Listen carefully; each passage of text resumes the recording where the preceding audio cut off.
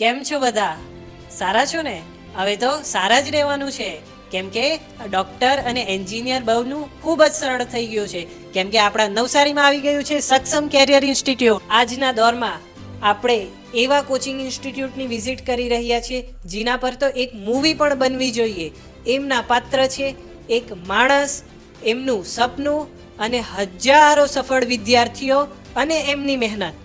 અહીંયા હોશિયાર વિદ્યાર્થીઓ સાથે સાથે જે 12માં 60% કરતાં ઓછા માર્ક્સ લાવ્યા છે તે બી ડૉક્ટર બને છે.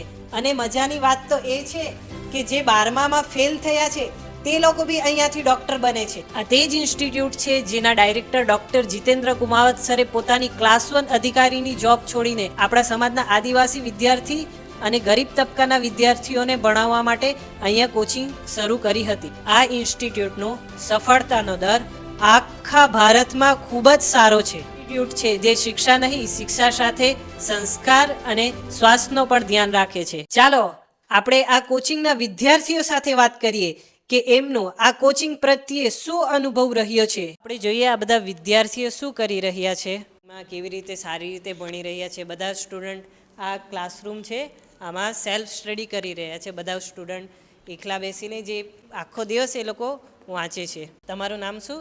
મારું નામ જાદવ મોનિકા છે. તમે ક્યાં રહો છો? હું વલસાડમાં રહું છું. તો તમે અહીંયા કોચિંગ ઇન્સ્ટિટ્યૂટમાં ક્યારે એડમિશન લીધું? લગભગ જુલાઈમાં મેં અહીંયા એડમિશન લઈ લીધું હતું. તમારા પાસે તો ઘણા બધા ઓપ્શન હતા, પણ તમે અહીંયા આ સક્ષમ કેરિયર ઇન્સ્ટિટ્યૂટ કેમ ચૂઝ કરી?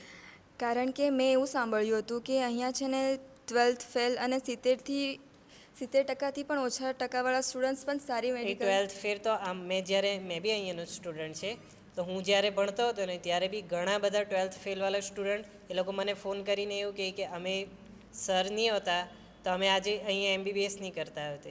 એટલે 12th ફેરવાળા બી અહીંયા MBBS કરે. તો એ લોકો પણ સારીમાં સારી મેડિકલ કોલેજમાં MBBS કરી રહ્યા છો, એટલા માટે મેં સક્ષમ કરિયર ઇન્સ્ટિટ્યૂટ ચૂઝ કરી હતી. તો આ કોચિંગનો એન્વાયરમેન્ટ તમને કેવો લાગે? અહીંનું એન્વાયરમેન્ટ એકદમ ગુરુકુળના જેવું છે, જે સિટીથી દૂર આવેલું છે. એકદમ શાંત વાતાવરણ. વાંચવા માટે શું જોઈએ છે? એકદમ શાંત વાતાવરણ જેમાં આપણે સારી રીતે વાંચી શકીએ. અહીંયા ગાડીઓ કરતાં તો વધારે પક્ષીઓનો અવાજ આવે છે, એટલા માટે અહીંનું વાતાવરણ મને બહુ જ ગમે છે, એકદમ શાંત વાતાવરણ. અહીંયા ઇન્સ્ટિટ્યૂટમાં એવું છે કે બધું એક જ જગ્યાએ હોય છે. હોસ્ટેલ પણ એક જ છે, કેમ્પસમાં એક જ કેમ્પસમાં છે, મેસ છે, બધું જ છે. બધું અહીંયા ટીચર્સ છે, બધા ફેમિલિયર છે બધા અમારા જોડે. અહીંયાના ડાયરેક્ટર જીતેન્દ્ર સર એ પણ અમારા જોડે ફેમિલિયર છે. અહીંયાનો એન્વાયરમેન્ટ સારો છે. જે સ્ટુડન્ટ બહુ ઈમાનદારીથી વાંચે છે તે અહીંયાથી સિલેક્શન લઈ જાય છે, ને જેમનું ભલે નથી થતું પણ સર એમને એટલા કાબિલ બનાવી દે છે કે તે એમની આગળના જીવનમાં બહુ સારું કામ કરી શકે છે.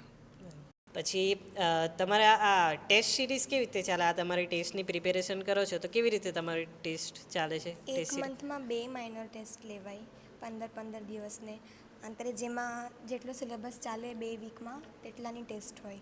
પછી રેન્ડમ ટેસ્ટ સિરીઝ બી ચાલે, જેમાં જે પહેલાં ચાલી ગયેલા ચેપ્ટર છે તેનું રિવિઝન કરાવે ટોપિક વાઇઝ. એવી રીતના ઇન્ડિવિજ્યુઅલ સબ્જેક્ટ વાઇઝ હોય રેન્ડમ ટેસ્ટ સિરીઝ. અને મેજ્યોર બી આવે જેમાં આખો સિલેબસ હોય, જેટલો ચાલ્યો હોય તેટલો બધો. એટલે પહેલાંથી ને છેલ્લા લગીને બધું ક્લિયર જ થતું જાય? રિવાઇઝ વારે થાય. હા, એવું તો નહીં થાય ને કે પહેલાંનું વાંચી લીધું તે ભૂલી ગયા, આવે પછી તો એક્ઝામના ટાઈમ પર પેલું પ્રેશર આવે કે પહેલાંનું તો હવે કંઈ યાદ જ નથી, તો એ હું પ્રોપર ટેસ્ટ હિસાબે ચાલે છે? હા, ને જે ટેસ્ટ રિવિઝનના જૂના ચેપ્ટર હોય તે સર એકવાર પાછા રિપીટ કરાવે પછી જ એની ટેસ્ટ લેવાય. બરાબર, એટલે ભણાવે બી પાછા છે સર એમ? બરાબર. તો અહીંયા તમે સેલ્ફ સ્ટડી માટે બેસો તો તમે અહીંયા ખાલી સ્ટડી, બીજું એમ શું આમ બેનિફિટ શું હોય અહીંયા તમારી સેલ્ફ સ્ટડીના? અહીંયા સેલ્ફ સ્ટડીમાં અમારા જોડે સર હોય છે, તો સેલ્ફ સ્ટડીમાં કંઈ ડાઉટ હોય, કંઈ પણ આમ તેમ ખબર ના પડે તો અમે તરત સરને પૂછી લઈએ છીએ, તો બધું અમારું ક્લિયર થઈ જાય છે. એટલે તરત ભણાવીને પછી એક જ દિવસમાં પછી તમારો જે બી ડાઉટ હોય તે ક્લિયર થઈ જાય? બધું થઈ જાય છે. તમારો એવું વાતથી એવું લાગે છે કે તમારા જીતેન્દ્ર સર છે તે તમારા ફેવરેટ છે, એવું કેમ લાગે?